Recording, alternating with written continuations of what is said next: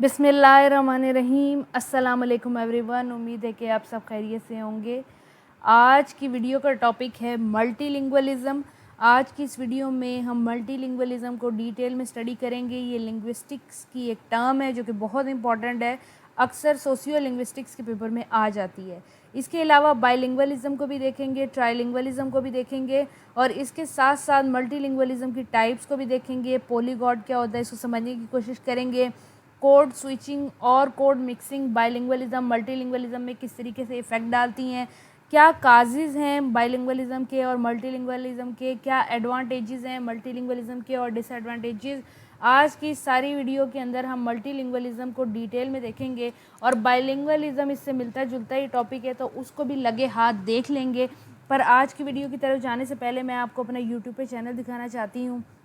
ये BS English literature notes का YouTube पे मेरा चैनल है जिस पे लिटरेचर की, लिंग्विस्टिक्स की बहुत सारी वीडियोस ऑलरेडी मौजूद हैं। और अच्छी बात यह है कि अगर आप कोई वीडियो सुनते हैं तो उस वीडियो के डिस्क्रिप्शन बॉक्स के अंदर नोट्स PDF का लिंक दिया हुआ होता है। जो भी आप वीडियो सुनते हैं, फॉर एग्जांपल मेंटलिज्म, ये नॉम चॉम्स्की की जब आप वीडियो सुनते हैं तो इसके डिस्क्रिप्शन बॉक्स में आप क्लिक करेंगे, वहाँ पे आपको एक नोट्स PDF का लिंक दिया हुआ होगा जो आपको मेरी वेबसाइट पे ले जाएगा www.bseln.com और वहाँ पर आपको नोट्स PDF दिखेगा, आप वहाँ से डाउनलोड कर सकते हैं। अब चलते हैं अपने आज की वीडियो की तरफ जिसमें हम सबसे पहले डिस्कस करने वाले हैं कि मल्टीलिंगुअलिज्म क्या है। तो डेफिनेशन से स्टार्ट करते हैं। Term multilingualism can refer to an individual speaker who uses 2 or more languages. आसान सी डेफिनेशन है मल्टीलिंगुअलिज्म की। मल्टी से मुराद है बहुत सारी और लिंगुअलिज्म से मुराद है लैंग्वेज का इस्तेमाल। तो मल्टीलिंगुअलिज्म का सादा मतलब हो गया कि बहुत सारी लैंग्वेजेस का इस्तेमाल।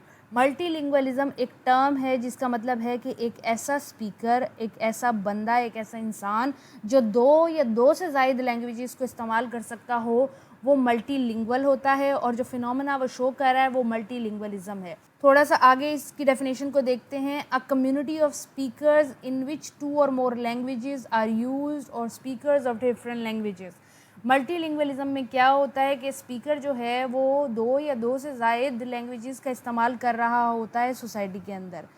मल्टीलिंगुअलिज्म मोनोलिंगुअलिज्म का ऑपोजिट है। मोनोलिंगुअलिज्म भी एक टर्म है लिंग्विस्टिक्स की जिसका मतलब है, मोनो का मतलब है एक और लिंगुअल का मतलब है ज़बान। एक ज़बान बोलने वाले को मोनोलिंगुअल कहते हैं और एक बंदा जो एक ज़बान जब बोलता है तो वो मोनोलिंगुअलिज्म शो कर रहा होता है। एक ज़बान बोलने वाले को मोनोलिंगुअल कहते हैं और बहुत सारी ज़बानें बोलने और समझने वाले को मल्टीलिंगुअलिज्म कहते हैं। मोनोलिंगुअल वो बंदा होता है जो सिर्फ एक ज़बान को समझता, बोलता और हो सकता है कि लिखना जानता हो। लेकिन मल्टीलिंगुअल वो होता है जो 1 से 2 ज़बानें ना सिर्फ बोलना जानता है, समझना जानता है, बल्कि हो सकता है कि उसे लिखना भी आता हो। तो मोनोलिंगुअल वो होता है जो एक ज़बान बोलता है। फॉर एग्जांपल कोई भी बच्चा जो होता है वो अपनी नेटिव लैंग्वेज बोल रहा होता है, जो वो मोनोलिंगुअल हो सकता है। और उसके अलावा जैसे वो बड़ा होता जाता है तो फिर वो सीखता है और वो मल्टीलिंगुअल भी बन सकता है। Multilingual person in broadest definition is the one who can communicate in more than one language. Multilingual वो इंसान होता है जो एक से ज़ायद 2, 2 से ज़ायद 3, 3 से ज़ायद 4 ज़बानों में एक्टिवली स्पीक कर सकता हो, राइट कर सकता हो और पैसिवली उनको लिसन कर सकता हो और रीड कर सकता हो। आपको पता होना चाहिए कि स्पीकिंग और राइटिंग हमारे एक्टिव स्किल होते हैं और लिसनिंग और रीडिंग हमारे पैसिव स्किल होते हैं। तो हर वो बंदा मल्टीलिंगुअल है जो 2 या 2 से ज़ायद ज़बानों को बोल सकता है, लिख सकता है और उनको हो सकता है वो समझना भी जानता हो और उनको रीड करना भी जानता हो। बाइलिंगुअलिज्म जो है वो मल्टीलिंगुअलिज्म की ही एक शाख है और ट्राइलिंगुअल भी इसी की एक शाख है। मल्टीलिंगुअल बंदा वो होता है जो 2 या 2 से ज़ायद ज़बानें, 3 से ज़ायद ज़बानें बोल सकता हो। लेकिन बाइलिंगुअल वो बंदा होता है जो 2 ज़बानें बोल सकता हो। बाई का मतलब होता है 2 और लिंगुअल का मतलब है ज़बान। इसी तरह ट्राइलिंगुअल लोग होते हैं। ट्राइलिंगुअल लोग कौन होते हैं? वो लोग जो 3 ज़बानें बोल सकते हैं। ट्राई का मतलब होता है 3 और लिंगुअल का मतलब है ज़बानें। तो बाइलिंगुअल वो लोग होते हैं जो 2 ज़बानें बोल सकते हैं। ट्राइलिंगुअल वो होते हैं जो 3 ज़बानें बोल सकते हैं, समझ सकते हैं। और मल्टीलिंगुअल वो होते हैं जो 3 या 3 से ज़ायद ज़बानों का इस्तेमाल कर सकते हैं। इनमें और भी डिस्टिंक्शंस हैं लेकिन ये मेजर डिस्टिंक्शन है। मल्टीलिंगुअलिज्म, बाइलिंगुअलिज्म 2 लेवल्स पे स्टडी किया जाता है, 2 लेवल पे डिफाइन किया जाता है, एक इंडिविजुअल लेवल पे, एक सोसाइटी के लेवल। लैंग्वेज के अंदर 2 चीज़ें इंपॉर्टेंट होती हैं, एक लैंग्वेज की समझ और एक लैंग्वेज का इस्तेमाल। अगर लैंग्वेज की समझ के बारे में पढ़ा जाए कि किस इंसान को एक लैंग्वेज कितनी समझ आती है, तो वो इंडिविजुअल लेवल हो जाता है। और अगर हम ये पढ़ें कि एक आदमी को लैंग्वेज कितनी बोलनी आती है कम्युनिटी के अंदर, तो फिर वो सोशल लेवल पे होता है। इसको कुछ इस तरीके से डिफाइन करते हैं कि bilingual and multilingualism refer to the speaker confidence to use 2 or more languages. अगर हम इंडिविजुअल लेवल पे देखें तो मल्टीलिंगुअलिज्म और बाइलिंगुअलिज्म स्पीकर की understanding, competence, capability, ability to understand something, 2 या 2 से ज़्यादा लैंग्वेजेस की देखी जाती है। और सोशल लेवल पे क्या देखा जाता है कि मल्टीलिंगुअल या बायलिंगुअल जो है स्पीच किस तरीके से कर रहा है कम्युनिटी के अंदर, इम्प्लाई किस तरीके से कर रहा है, ये अंदर वो 2 या 2 से ज़्यादा लैंग्वेजेस किस तरीके से इस्तेमाल कर रहा है। वो इंसान जो मल्टीलिंगुअल होता है या बहुत सारी ज़बानें बोल सकता है, उसको पॉलीगॉट कहते हैं। Polyglot is someone with a high degree of proficiency in several languages. इसकी एग्जांपल है जाहिद, जो कि एक ब्राज़ीलियन है और 55 लैंग्वेजेस ये जानता है, स्पीक कर सकता है, बोल सकता है, लिख सकता है अपनी नेटिव लैंग्वेज अरेबिक के अलावा। इस तरह बहुत सारे पॉलीगॉट लोग होते हैं जो बहुत सारी ज़बानें ना सिर्फ समझ सकते हैं, बोल सकते हैं, लिख सकते हैं और उनमें सुन भी सकते हैं। बाइलिंगुअलिज्म और मल्टीलिंगुअलिज्म की 3 टाइप्स हैं, कंपाउंड बाइलिंगुअलिज्म एंड मल्टीलिंगुअलिज्म, या इसको कंपाउंड बाइलिंगुअल और मल्टीलिंगुअल भी कहते हैं, कोऑर्डिनेट बाइलिंगुअल और मल्टीलिंगुअल, और रिसेप्टिव बाइलिंगुअल और मल्टीलिंगुअल। कंपाउंड बाइलिंगुअल या मल्टीलिंगुअल वो स्पीकर होते हैं जो लैंग्वेजेस को, अगर बाइलिंगुअल है तो बोथ यानी कि दोनों, और अगर मल्टी है तो ऑल लैंग्वेजेस को फ्लुएंटली यूज़ कर सकता है, यानी कि उसके अंदर बोल बहुत अच्छे तरीके से सकता है, उसको आसानी से इस्तेमाल कर सकता है। और कोऑर्डिनेट बाइलिंगुअल कौन से होते हैं, जो कि फ़र्स्ट लैंग्वेज यानी कि उनकी मदर टंग जो है, जो नेटिव लैंग्वेज है, उसको बहुत अच्छे तरीके से इस्तेमाल करते हैं, वो ज़्यादा डोमिनेंट होती है, वो उनकी फ़र्स्ट लैंग्वेज होती है। और जो सेकंड लैंग्वेज जो सीखते हैं वो आधी टूटी फूटी आती है, या फिर जो बाकी लैंग्वेजेस उनको आती हैं वो टूटी फूटी आती हैं, उनमें कुछ चीज़ें समझ आती हैं, कुछ नहीं आती, लेकिन उनकी जो सोच है, उनका जो दिमाग है, उनका जो अंदाज़ है, वो उनकी मदर टंग फर्स्ट लैंग्वेज के अंदर होता है। जैसे कि तो मेरे व्यूअर्स हैं, उनकी नेटिव लैंग्वेज या तो हिंदी है या फिर उर्दू है, और इंग्लिश वो चाहते हैं बोलना, बहुत हद तक उसको इस्तेमाल भी कर लेते हैं, लेकिन स्टिल उस पर फ्लुएंसी नहीं है, उस पर प्रोफिशेंसी नहीं है, तो ये कोऑर्डिनेट बाइलिंगुअलिज्म में आता है।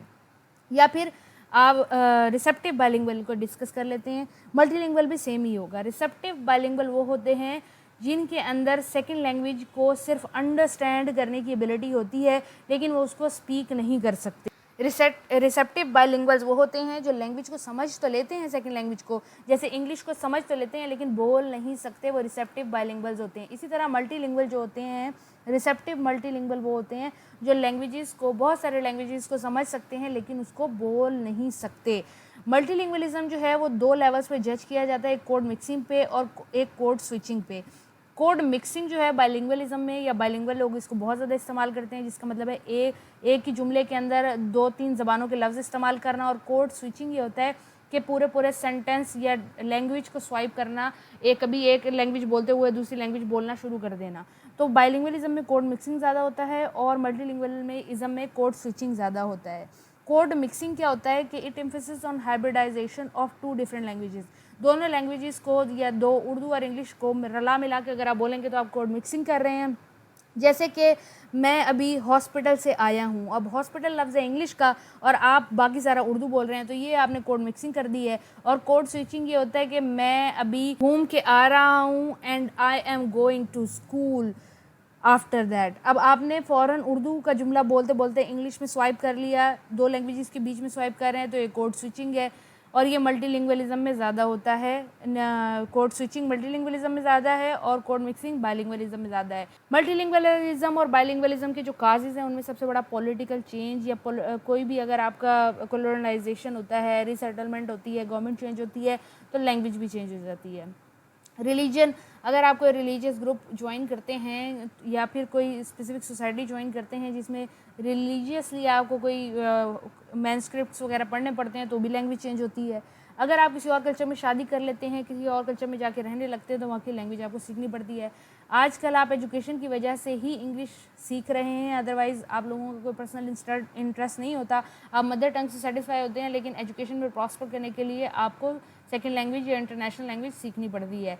इकोनॉमिक चेंज के लिए फॉर एग्जांपल जिन कंट्रीज से आपकी बहुत अच्छी ट्रेडिंग होती है उनकी लैंग्वेजेस आपको सीखनी पड़ती है। अगर कोई नेचुरल डिज़ास्टर आ जाता है, जैसे कि फ्लड आ जाता है और आपको पूरा मूवमेंट करनी पड़ती है, एक जगह से दूसरी जगह माइग्रेट करना पड़ता है, एक बहुत ज़्यादा मास में आपकी पॉपुलेशन जो है वो मूव करती है, तो भी लैंग्वेज चेंज होती है। इसके अलावा टेक्नोलॉजी, जो भी प्रॉस्परिंग कंट्री होती है, बहुत ज़्यादा टेक्नोलॉजी इंट्रोड्यूस करा रही होती है, उसकी लैंग्वेज इंटरनेशनल लैंग्वेज बन जाती है और बहुत सारे लोग उसको सीखना, समझना और जानना चाहते हैं, वो एम्प्लॉयमेंट भी वहाँ हासिल करना चाहते हैं। इन शॉर्ट अगर हम मल्टीलिंगुअलिज्म के एडवांटेजेस देखें तो हम देख सकते हैं कि मल्टीलिंगुअलिज्म ने इतनी को लोकल ग्रुप, लोकल सोसाइटीज़ को ज़िंदा रखा हुआ है। दूसरी बात ये कि ये लोगों के अंदर एम्प्लॉयमेंट अपॉर्चुनिटी क्रिएट कर रहे हैं। तीसरी बात ये कि एजुकेशन का हिस्सा बन रहे हैं, करिकुलम को ईज़ी बना रहे हैं, फिर कल्चरल अंडरस्टैंडिंग और लिंग्विस्टिक डिफरेंसेस को मिटा रहे हैं। इसके अलावा बच्चों का जो एक्सपीरियंस है या बड़ों का जो एक्सपीरियंस है उसमें इजाफा कर रहे हैं, लिटरेचर में, रिलीजन में इंटरेस्ट पैदा कर रहे हैं।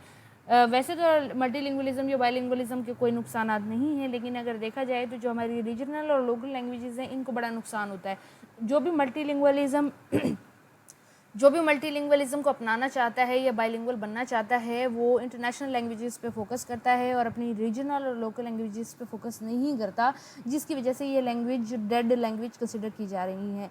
उम्मीद है कि आपको आज की वीडियो समझ आ गई होगी। आज की वीडियो में जो भी मैंने नोट्स आपको स्क्रीन पे दिखाए हैं, वीडियो के डिस्क्रिप्शन बॉक्स में एक नोट्स PDF का लिंक दिया हुआ है, वहाँ पर आप क्लिक करेंगे तो मेरी वेबसाइट पे चले जाएंगे, वहाँ से आप डाउनलोड कर सकते हैं। अगली वीडियो तक के लिए अपना ख्याल रखें। कोई सवाल है तो ज़रूर पूछें और वीडियो पसंद आने पर ज़रूर लाइक कर दें, चैनल को सब्सक्राइब कर लें। अल्लाह हाफ़िज़।